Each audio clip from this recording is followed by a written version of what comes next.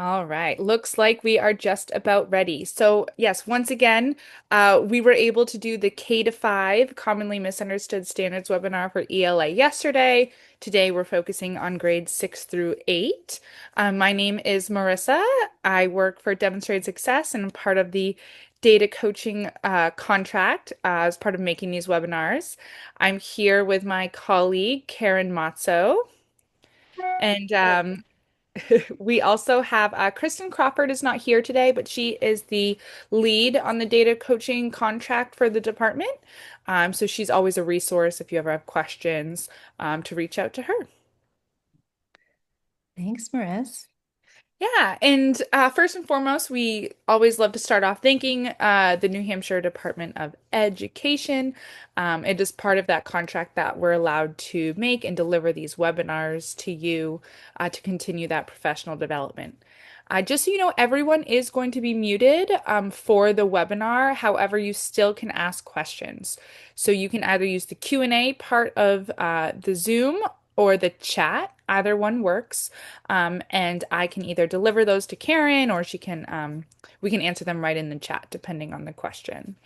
The biggest question we get is when and if you're going to get a copy of the slides and a PD certificate.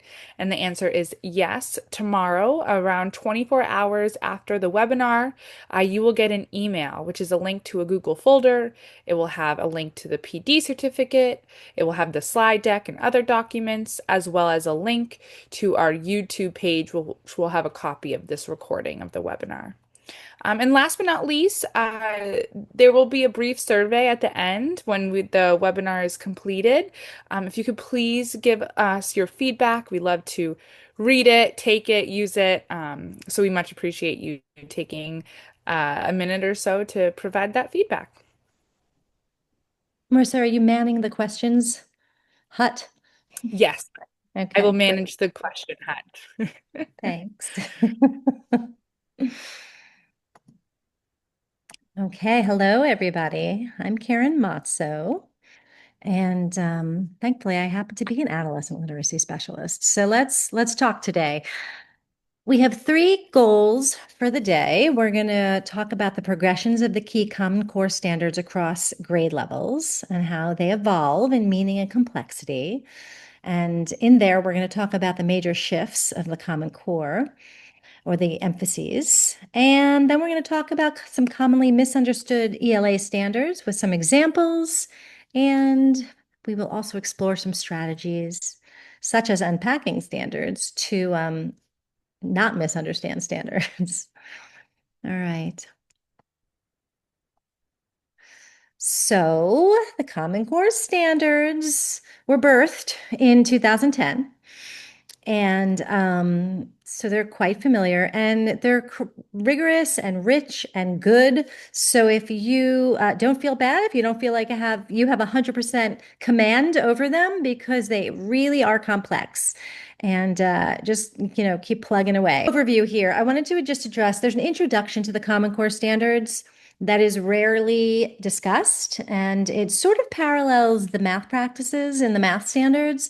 So a portrait of a student who meets these standards, and you can see those bullets there, they demonstrate independence, content knowledge, they build strong content knowledge, they respond to varying demands of audience, task, purpose, and discipline. They comprehend as well as critique. They value evidence. They use technology and digital media strategically and capably. And they come to understand other perspectives and cultures. And so I think this is the spirit behind the actual standards. These are sort of the transferable skills that we hope to enable in our students after their K through education as they enter college and the world and their careers. So it is important to know, probably many of you do, that the Common Core standards are rooted in the same anchor standards. And those anchor standards are the same in kindergarten as they are in grade 12.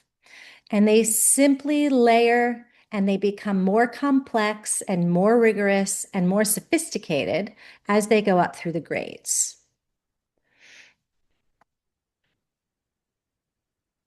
I'm going to show you that in a second with an informational text standard. So what we're trying to say here is the ELA standards are end of year mastery standards at each grade level. So when you start the year and there are students that are in between grade levels or maybe a little bit below or a little bit above, it's okay to start the standard at the year before, as long as you get students to, if they're third grade students, the end of year third grade expectations. Because the second grade standard and the third grade standard are essentially the same. The third grade standard has built on the second grade standard. And that's what I'm saying with this staircase of complexity. I'm just going to go into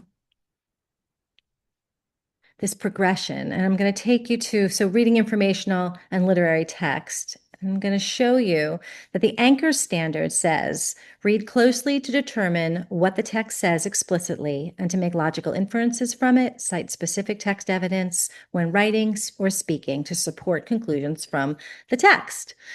So that's the anchor standard. That's the foundational holder. That's the standard. But now, if we look, I'm going to show you K through 12, how that standard evolves. So with prompting and support in kindergarten, students need to be able, by the end of kindergarten, to be able to ask and answer questions about key details in a text. In first grade, they ask and answer questions about key details in a text without prompting and support. And we keep building. In second grade, they're asking and answering questions. And now we have the who, what, where, when, why, and how. So we're getting more specific. We're building up in the complexity.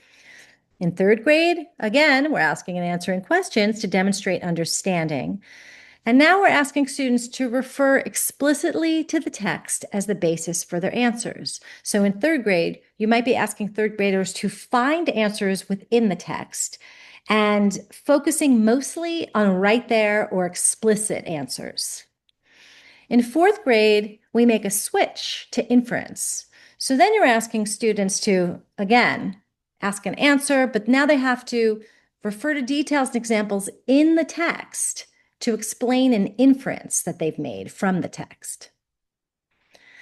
Fifth grade, they quote accurately from a text. So not only do you need to point to where you got your inference, but you need to actually take the text and to sort of prove your claim. And then in sixth grade, you're citing textual evidence. And we talk about citation there. And in seventh grade, you have multiple pieces of textual evidence to support an analysis of the text. And in eighth grade, we ask students to evaluate the evidence and choose the evidence that most strongly supports. So that's just an example of how the standards, the anchor standards are the same, and they build in complexity from K. And we went to grade 8 since this webinar is only for grade 8, K through 8. Something that we wanted to emphasize in all of this series of webinars is that we really want to avoid blaming the previous grades for what we perceive they haven't taught, because that truly builds walls in school buildings. And we don't want that. And it's not good for students, right?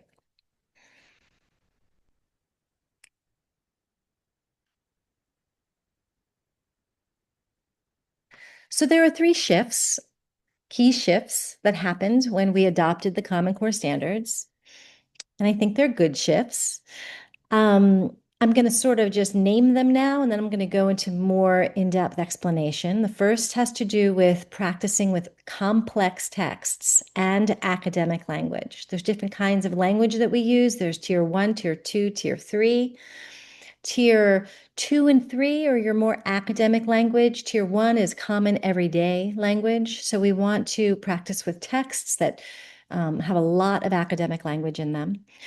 The second shift around reading, writing, and speaking grounded in evidence from texts and both literary. So we're going to do literary analysis. We're going to make inferences about literary texts, and then we're going to support those with evidence from the text. Same with informational. and then building knowledge through content-rich nonfiction. And I said on yesterday's webinar, this shift has really been reflected in curriculum materials because our curriculum materials that are coming out in the last, 8 years are very, very content rich because science of reading has shown us that part of learning to read and write and be literate is accumulating background knowledge to draw on in these complex processes of reading and writing. So, a little bit with shift one, we're going to talk about text complexity. There's a lot of different elements that inform text complexity. And this particular slide is emphasizing the more qualitative and student-oriented factors of text complexity. So, text complexity and academic language is dependent partially on the reader, right? Text complexity is not necessarily an objective thing. A text can be complex depending on your reader. So, depending on the reader's motivation, knowledge, experience. The other thing that is relative is the purpose of the text and the demand. What are you asking the students to do with the text? And you can mitigate or enhance or reduce the complexity of a text depending on how you manage the text with the students, right? So it depends on what task is being, how complex is the task? How strong is my scaffolding? How is my questioning making the text less complex for them? All right. So there's relativity involved here, there's subjectivity, and we always have to keep our student in the forefront. And I just want to point out at the bottom, Achieve the Core Understanding Text Complexity is a great resource to better understand this. Now, there's some other qualitative and quantitative factors that inform text complexity. The qualitative factors, the things that you can't get out of a lexile, or things like levels of meaning. Is the text a multiple meaning text? Can it be accessed at multiple levels? Can it at a literal level, at a symbolic level? In what way are we asking students to access the text, right? Complex text structure. Is it a predictable structure that students are familiar with that maybe, follows a direct linear pattern or a story arc? Or is it a more complex structure of text that students may not be familiar with? And how conventional is the language? So is it filled with more everyday conversational language? Is it filled more with that tier two, tier three language? The sentence structures, are they familiar? Are they simple? Are they complex? And at the bottom here, we have the quantitative evaluation, and that has to do with readability measures. And later on, I have a slide, but really what that means, and I think many of us are familiar with the term lexiles, which you can put any piece of text into the lexile measurement tool at lexile.com, and it will spit back out a general lexile range for that text. And they base that on length of sentences and readability, general readability. So those are some other pieces of text complexity. The reason for this shift was that they were finding that the complexity of text between college and high school is huge. And I think that remains. There's a very big leap when kids go from 12th grade to college reading. And for that reason, we try to really increase that text complexity as we take students from elementary through high school and building that academic vocabulary so that students are ready. And I just want to point out that it's not just college reading, it's technical reading, it's professional reading. Sorry, I'm sneezing.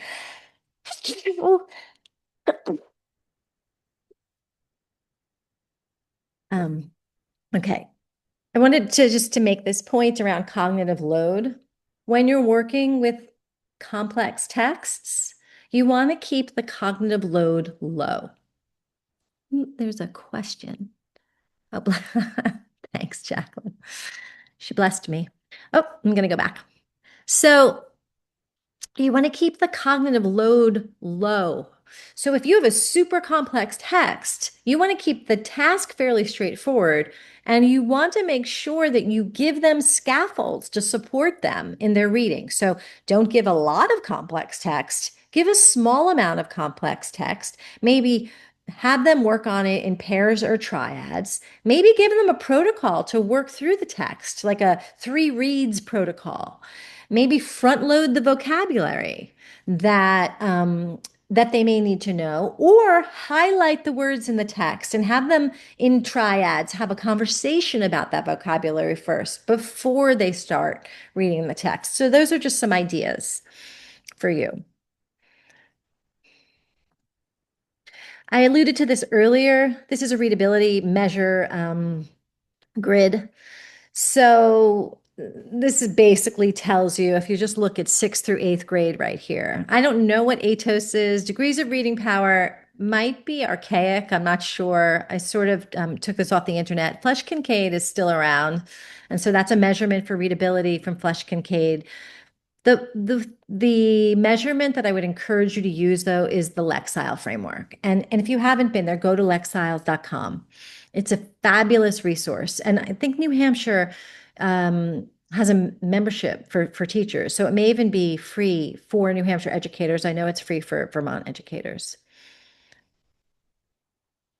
And again, this sort of repeats what I was saying before. All of these factors inform text complexity, the structure, the language features, the purpose of the text and how you're using it, and students' background knowledge.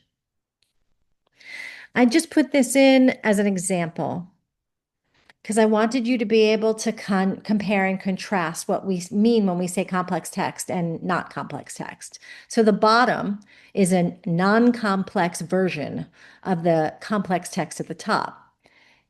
It really says the exact same thing.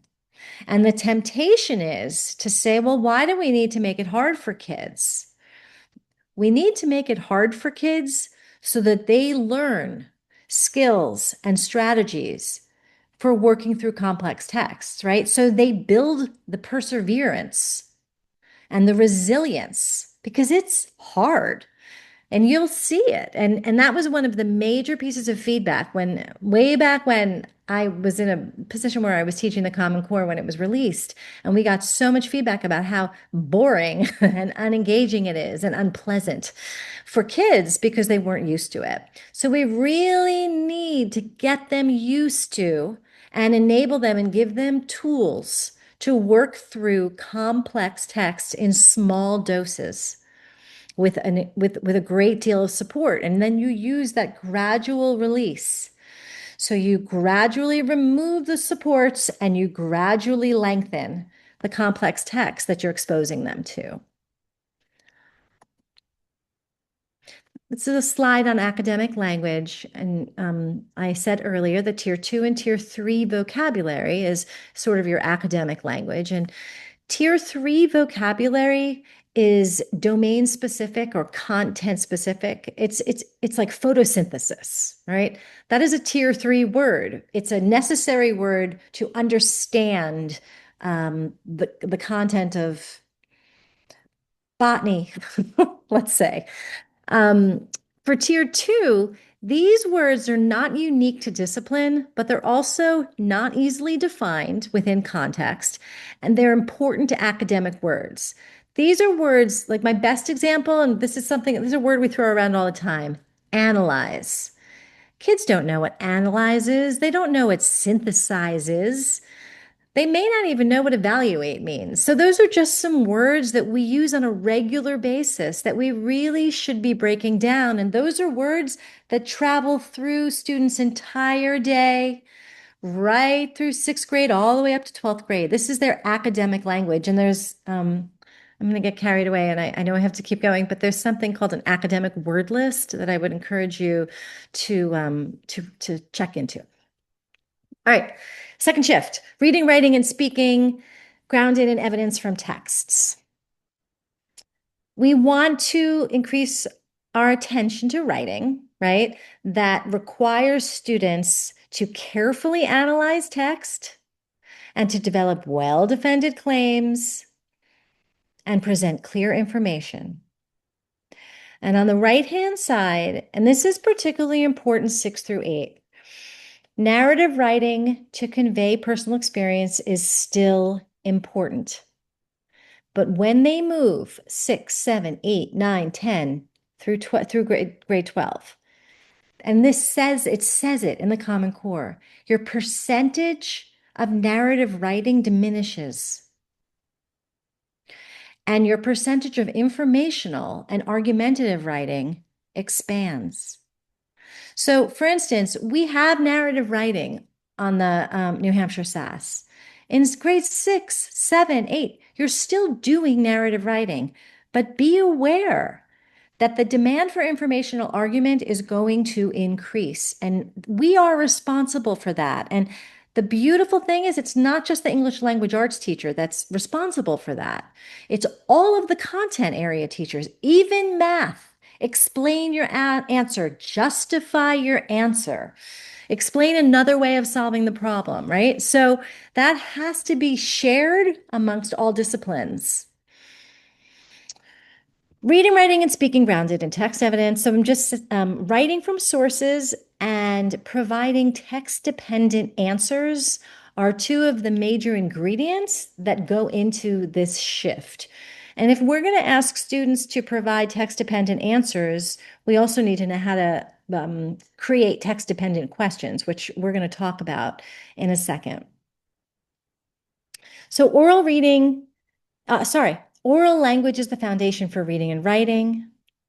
We are to integrate spoken and written language to advance communication, collaboration, and cognitive skills. All right, this is all within and engage students in active discussion. So when we talk about using evidence from texts, we want to do that in speaking and listening as well. And listen, middle schoolers, they love that.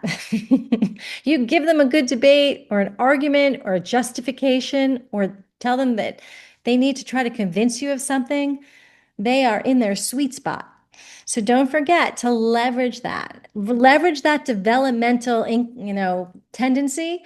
And don't forget about your speaking and listening with regard to this shift. And this just speaks to the importance of reading of complex text. And when we help students do this and we give them complex text, they make significant gains in their reading. We have to continue to put that complex text in front of them. And we also have to help them, encourage them, and give them, again, the resilience, the persistence to read and reread and make meaning for themselves when they have complex text in front of them. One of the ways that we do this, and I referenced this just a little bit earlier, is text-dependent questions. So there's some steps here to develop text-dependent questions. And it's a little intuitive. So it is intuitive, but we're just going to make sure that that we can do this. So the first thing you're going to have to do is really closely read the complex text. And while you do that, you have to, as the instructor, identify what is the core content you want them to get out of the text, because you're going to target your questions to help them extract that core content. You're going to target your questions to help them to identify or define, rather, the vocabulary that you have identified. So when you're doing your close reading again, what is the vocabulary? What's the essential, most important vocabulary that I'm going to need them to understand? And what are some of the language structures that may give them trouble? And that includes, on step 3, you're going to look at different sections and sort of read the text through that lens. Are there sections that are going to give them trouble? Now, when you're developing the questions the questions themselves are a scaffold to help them understand and break down the text. Start with easier questions. And we do this with assessments. Always start your assessments with easier questions, because if a student sits down and they have a rocket science question for the very first one that they can't answer, that's it, they're done. Whereas if we start with easier questions, it eases them in. Okay, they know things, tells them that they know things. Don't forget to connect the lesson standards, obviously. So that goes back to that core content and ideas. Go back to your lesson standards. Think about what you're trying to achieve. Think about the content and the ideas you're trying to help them extract. And the last piece is when you're creating culminating assessments, do the same thing. Okay. Your questions are designed in sequences that specifically help them to work through the text. Now, another great thing is you can teach your students how to design their own text dependent questions. So I would encourage you as a second step, a second phase of this, to show them how to do that. Okay, building knowledge through, this is the last shift, through content-rich nonfiction. We need to balance fiction and nonfiction. We build knowledge in the disciplines through text. And what this means is if you teach science, you teach social studies, even math, technical subjects, technology, music, anything, okay, especially in middle school, support this goal by giving students text and helping them, instead of standing and telling them all the information about the Revolutionary War, right, or photosynthesis, or music theory, depending on the complexity of what you're trying to convey, include some complex text that they will have to work through to make meaning and extract the content on their own. And that's how you're going to support this. What this slide is saying basically um, is that we deepen content knowledge using our language and literacy skills. We listen, we read, we view. Okay, that's how we deepen our content knowledge, and at the same time, we deepen our language and literacy through reading about and discussing meaningful content. So the relationship is reciprocal. And we always need to keep that in mind. We're doing both things when we teach content. One way to effectively teach content-rich nonfiction is when you are working in a content area, you can develop text sets. If I am working in the Revolutionary War, and I want to create a text set, and I'm not going to have great examples for every single bubble here. But for instance, I might do this, I might overlap with my ELA teacher, and she might be teaching Johnny Tremaine. And as a social studies teacher, I might be bringing to the party primary source documents that are related to the Revolutionary War. And I want to, we know this, but maybe social studies teachers are the only ones that know this. Primary source documents are amazing for complex text samples. I might bring to the party some digital texts. And in addition to that, some literary nonfiction and informational text. So you can put together these text sets, and if you are able with your schedule and with your partnerships on your middle school teams, you can sort of share the responsibility, share the burden of these shifts by doing some interdepartmental collaboration. This is the reading standards. The next couple slides, I'm just going to go through the standards with you. Key ideas and details, those are the clusters. Key ideas and details, craft and structure, integration of knowledge and ideas, and range of reading and level of text complexity, right? So those are our clusters. Key ideas and details are very foundational, and usually on our SAS assessments, they have the most points tied to them. Integration of knowledge and ideas often have the least points tied to them. But that's neither here nor there because, I mean, it is here nor there. It is there. And we definitely want to emphasize key ideas and details.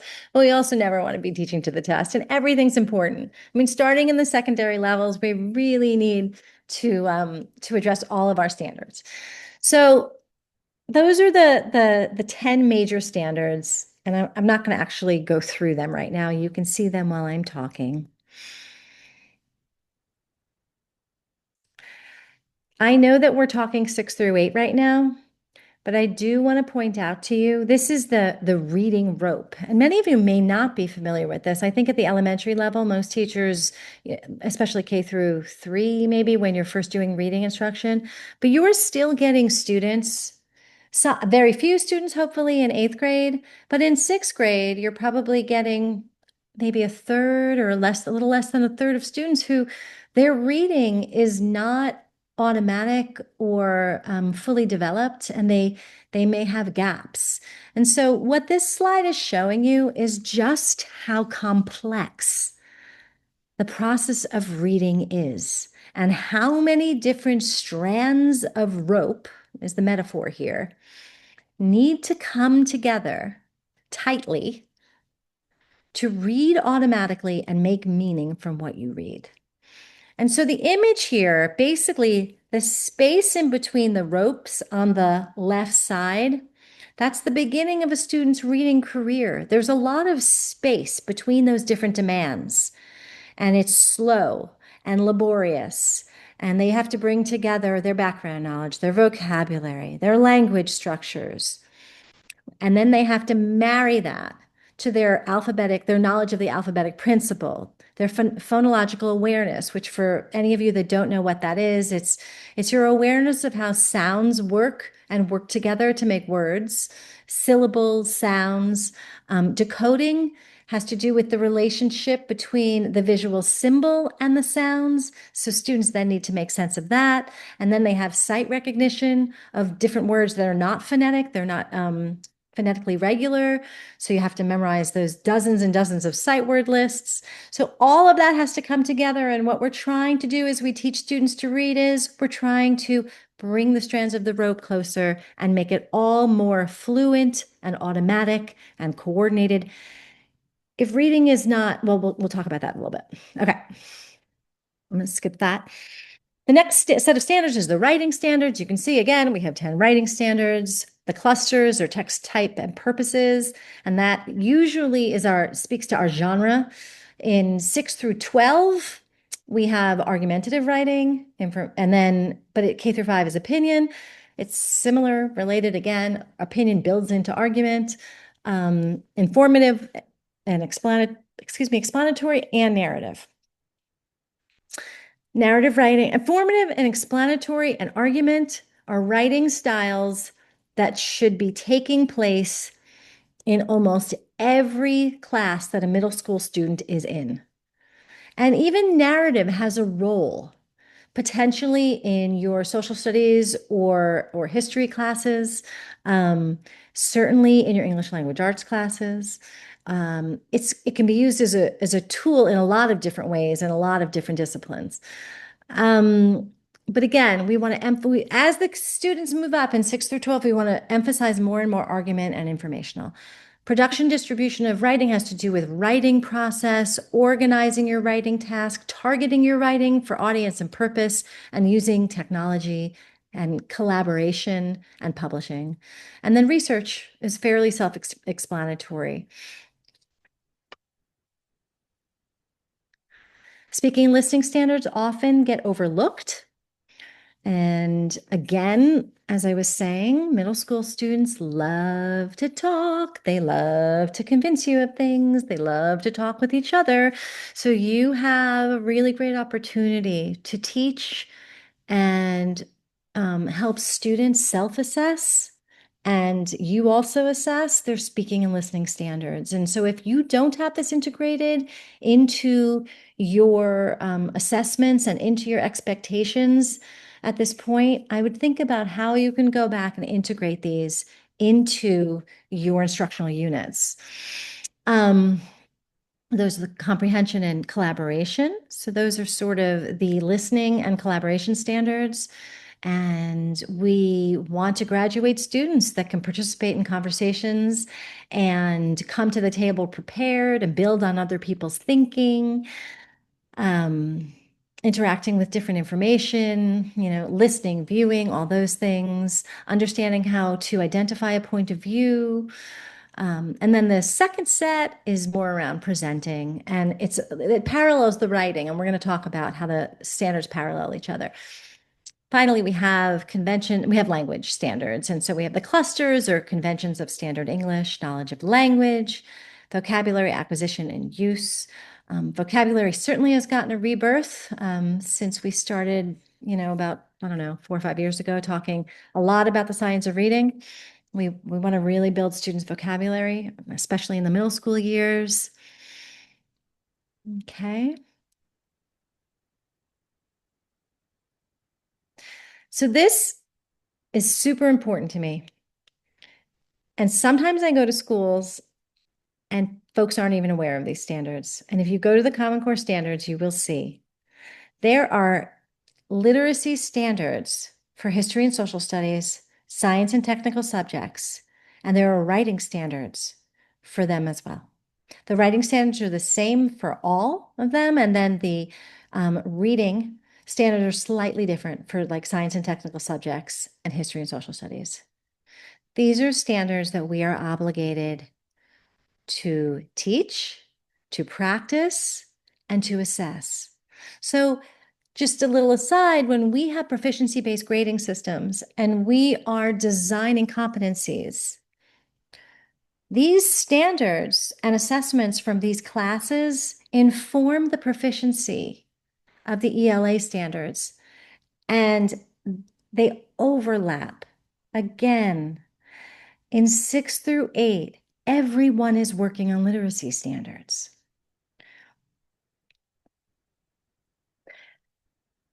What I've done here is on the left-hand side, just want to check out time. On the left-hand side, you see grade 8 ELA standards. And these are the first three key ideas and details standards in reading for informational text in 8th grade. On the right-hand side, I've shown you the reading for history standards, the first three, same domain. Same cluster. So if you look, they are truly paralleled, except they're tweaked slightly. If you look at the last one in social studies and in regular ELA, we have analyzed how a text makes connections among and distinctions between individuals, ideas, or events through comparison, analogies, or categories or categorization. On the right, identify key steps in a text description of a process related to history and social studies, how a bill becomes a law, how interest rates are raised, lowered, etc. Okay, so it's basically the same. You're making comparison. You're talking about how the text makes connections. All right. So this is just one example of many. And you can see the first one, cite textual evidence, determines a central idea, determine central ideas. Questions? Marissa, are there any questions? There are no questions that I see so far. Okay, I will keep going. So this is just, I'm going to talk about using standards and service in one of another. I'm going to talk about fluency and foundational skills, although we don't have, I should have taken that off. Writing misconceptions and reading genre misconceptions. So what I said earlier is the ELA standards are interrelated. So we really want to leverage them together. And we don't want to miss those opportunities. And that's basically what this statement or quote is saying. So in terms of using standards in service of one another, what I'm going to show you here is how the standards in the different domains relate. The first set of standards, this is 6th grade standards. So where you see knowledge of language, it's standard 6.3, and there's an A and a B, right? So the general standard is use knowledge of language and its conventions when writing, speaking, reading, or listening. And then substandards like A and B. You're varying sentence patterns for reader interest and meaning and style, and you're maintaining consistency in style and tone. Now, if we go down to speaking and listening, this standard 6.6, it speaks to Demonstrate and command of formal English when indicated and appropriate. It's the same thing. It's when you're speaking, you need to use formal English as appropriate or informal speaking as appropriate. You need to target your communication to your audience. And that's exactly what we're seeing in the language standard. And then if you go down underneath, right?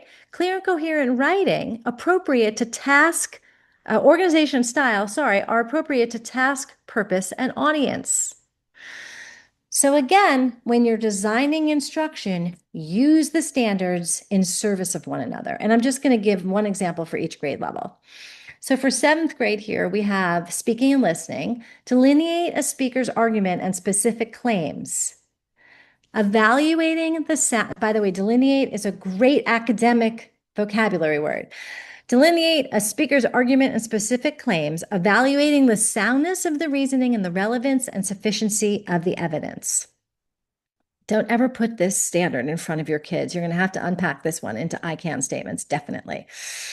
So this speaks to basically evaluating a speaker's argument and whether their reasoning makes sense and whether it's enough and whether it's relevant. Now we go down to writing, and the writing standard speaks to writing arguments to support claims with clear reasons and relevant evidence. So if we can do that. If we're able to delineate a speaker's argument and evaluate the soundness of the reasoning, certainly we can begin to write and support our own claims with clear reasons. So we need to be able to introduce a claim, support the claim with reasoning, use words, topics, phrases, clauses to create cohesion, so on and so forth. Now, go down to writing 6 through 8 in science. This is one of those discipline area, content area. It's the science reading standards.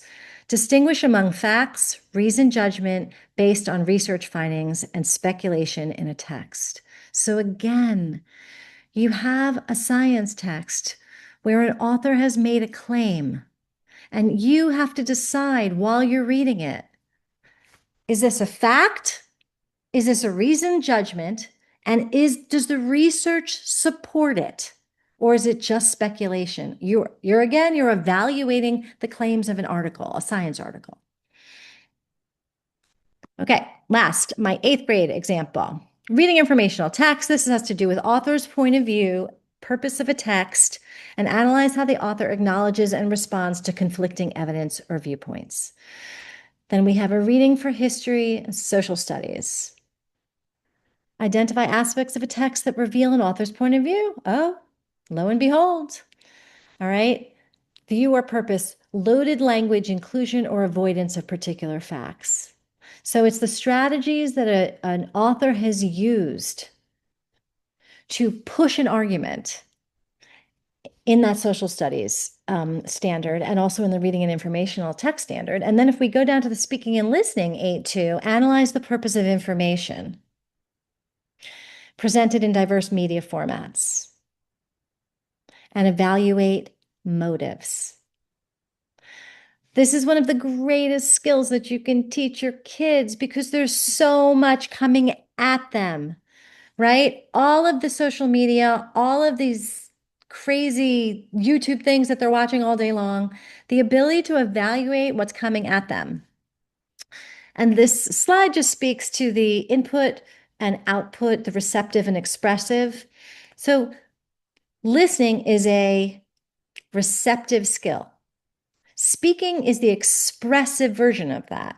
Reading is the receptive you're taking in, and writing is the expressive aspect of that. So what we want to keep in mind when we are asking kids to write is we always want to provide them with many opportunities, receptive models, so that they're armed sort of to do what they need to do, and they have the content knowledge and they have the information that they need. And then also you want to help them engage in expressive practice. We want to give kids think time and talk rehearsal with peers and teachers before we ask them to either speak or write. It's helpful to provide them with language frames, sentence stems, paragraph organizers, writing organizers, right? As a bridge between maybe what they've been discussing. If you give them an assignment, they discuss it with their peers. Then they have an outline that they can fill out based on that discussion, for example. Reading, writing, and language standard may be best practiced with speaking and listening before reading and writing independently. And next, we just have some ideas for this. So, ideas for speaking and listening is rehearsal. You might think about setting up listening stations where students are listening to some informational text, a digital recording, either that you've made or someone else has made, or they might even watch a TED Talk, or there's an arm of TED, that TEDx for education, something like that. Um, they may be listening. You may have comprehension questions or discussion questions at the end. Maybe students are sitting there in triads and then they discuss the comprehension questions or the informational questions. Sorry about that.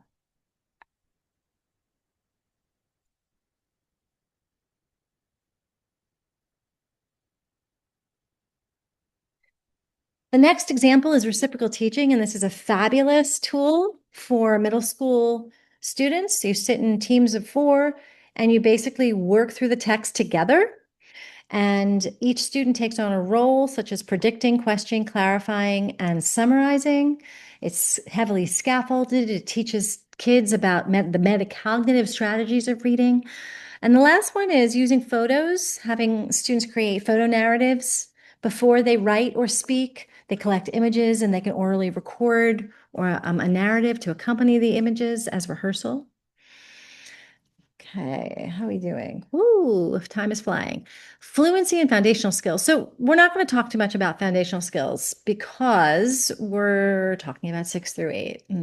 And you can learn a lot about foundational skills in the webinar we did yesterday. There is something I want to emphasize here, though. It is, or I want to talk about oral reading fluency because it has become, and it's a reliable indicator of reading ability. It's a quick, easy way to understand in general where a student is in reading, and it's a fabulous way to chart progress, like if you're doing progress monitoring. I just want to remind us all, though, that it is not fluency. It's not actually measuring fluency in its entirety. Fluency, right, is defined as reasonably accurate reading at an appropriate rate with suitable expression that leads to accurate and deep comprehension and motivation to read. There's no way we can find that in a 1-minute oral reading fluency assessment. It's good for a lot, but I just would encourage you to push that fluency piece farther than just the oral reading fluency, because fluency is the bridge to comprehension. In middle school, we have greater cognitive load, we have greater comprehension demands. There's a greater amount of reading. So we need our students to be fluent. And we need to pay attention to their motivation, their engagement, the academic demands. It's just everything. These are the reasons that fluency is important in middle school. When we are supporting students with fluency, these are some ways that you can see in the parentheses: choral, echo, and multiple reads. Those are tried and true, as old as time, and they work.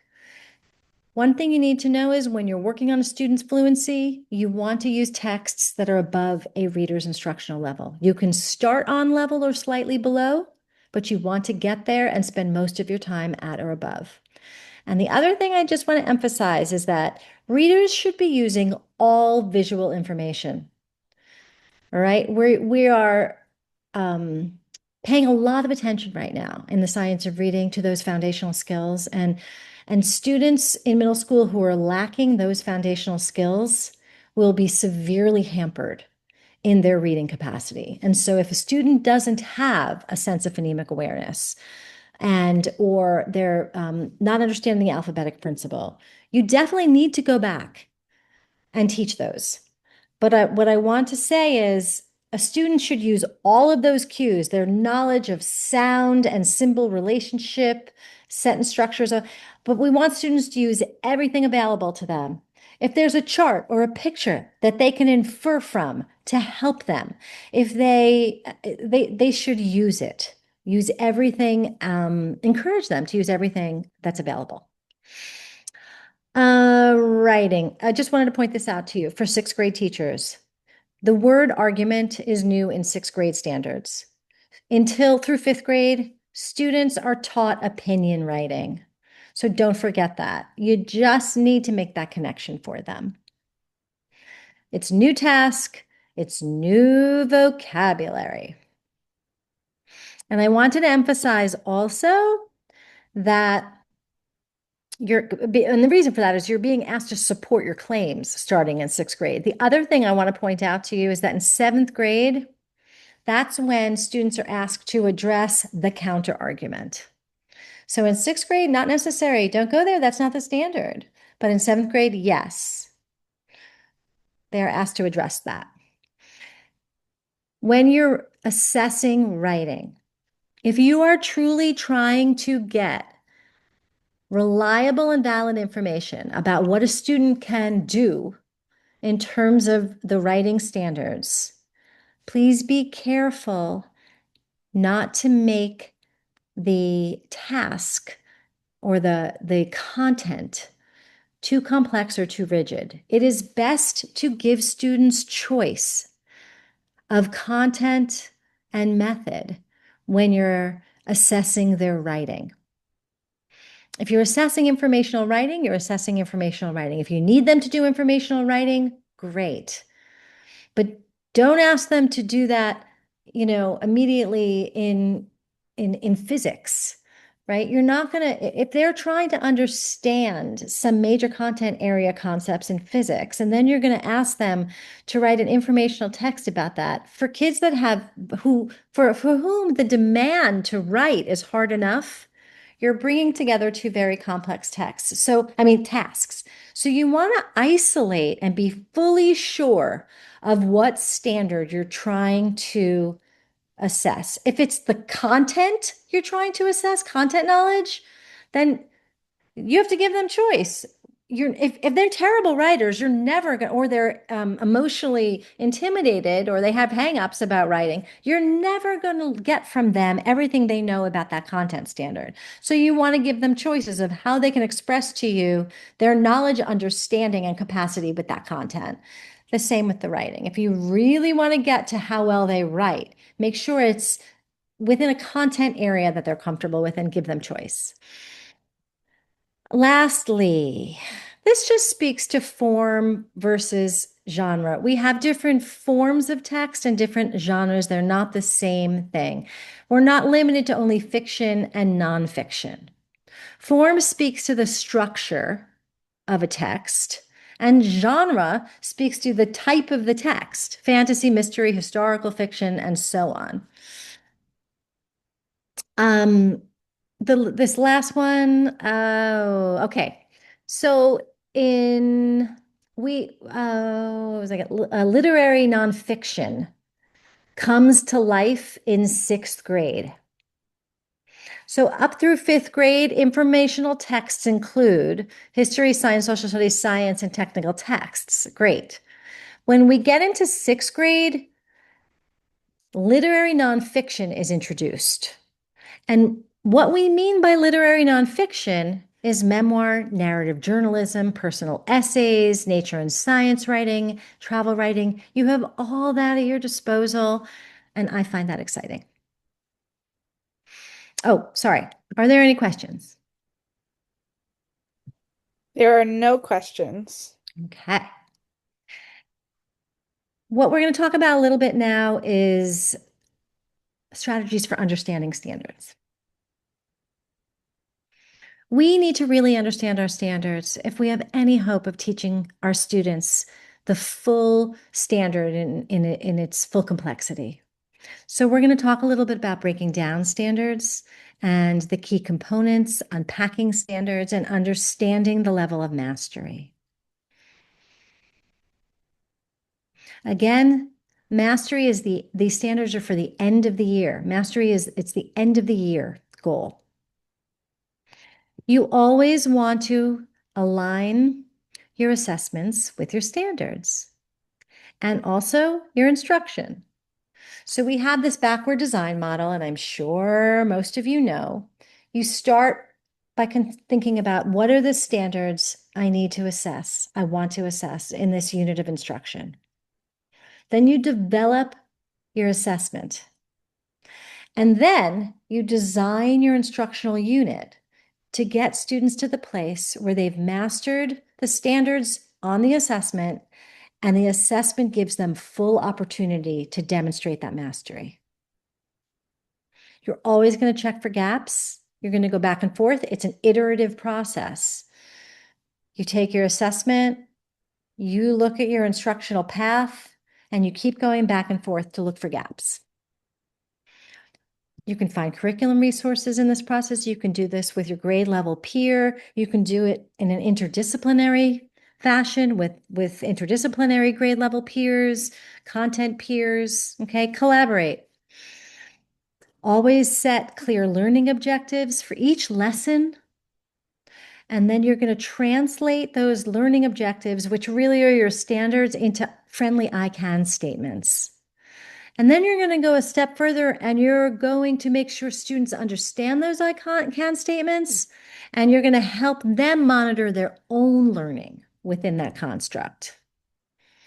In the instruction, we just need to give a shout out to differentiation and universal access. Think about that when you're designing your instruction.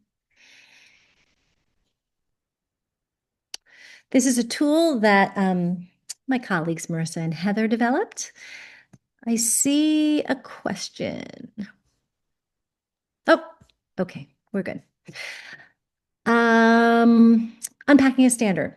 In any given standard, we have verbs, we have nouns and adjectives. If you really look closely at the verbs, those are going to tell you about the skills and knowledge that are being asked for in that standard. And then if you look, at the skills, my apologies. The verbs are going to point to the skills, what students will be able to do.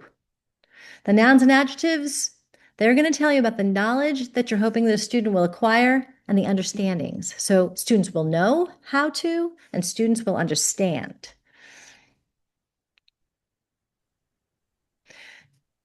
We're going to break down a standard soon. I'm going to show you. I have one broken down for you.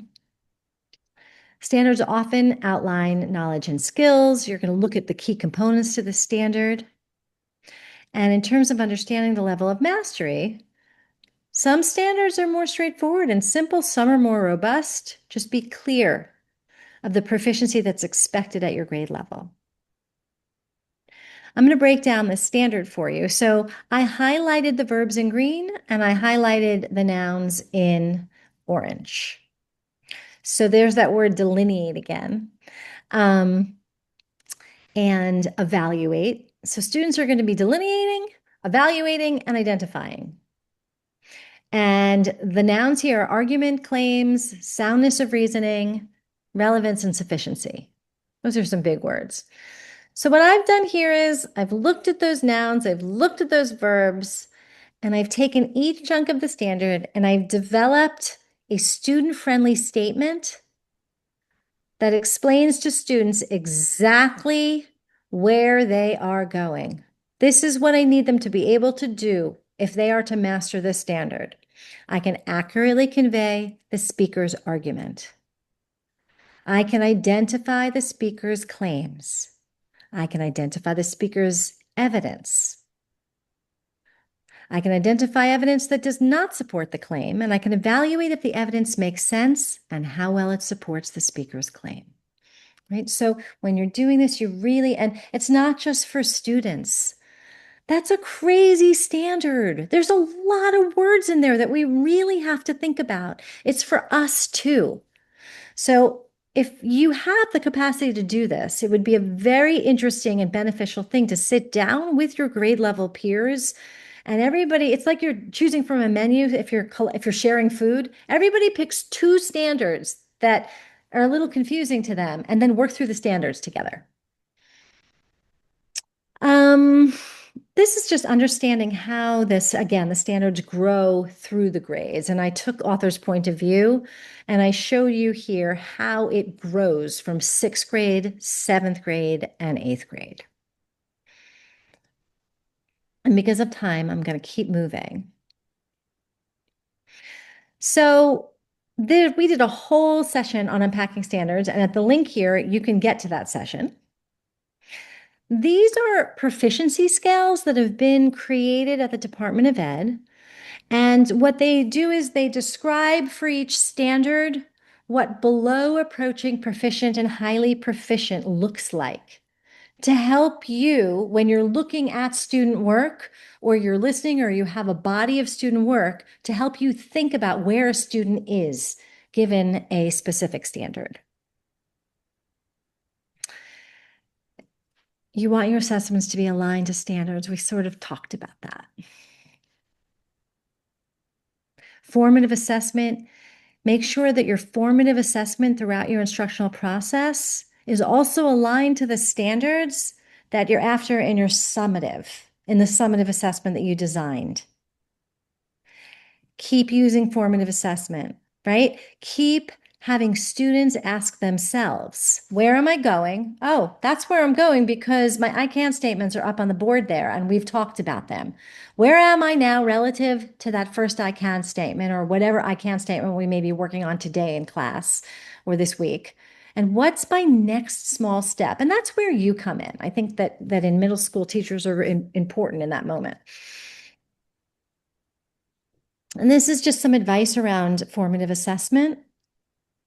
Okay, you're going to always aim for responses that help you gauge student thinking, encourage explanations in math and science, stay away from yes or no, use prompts, think beforehand about prompts that will surface flawed thinking, and make sure that your questioning for formative assessment is targeted toward the most important skills and concepts. Encourage students to reflect on their own learning. And stay with short focus prompts that provide the clearest data or information. And again, back to the beginning, understanding the standards means more than knowing what to teach. It's knowing where we're headed, 6 through 8 on any given standard, and how to help students think deeply along the way. All right. Thank you for coming today. This is a bunch of resources for you. There's the Lexile Hub that I was referring to earlier. There's your PLDs. They're linked. Wanted to let you know that there are 2 webinars coming up for math in January, on January 13th, better understanding assessments and standards, and for ELA the same on January 21st. Please give us your feedback. We are doing this. We always want to get better, so thank you. And thanks for coming today. There's our contact info. Take care.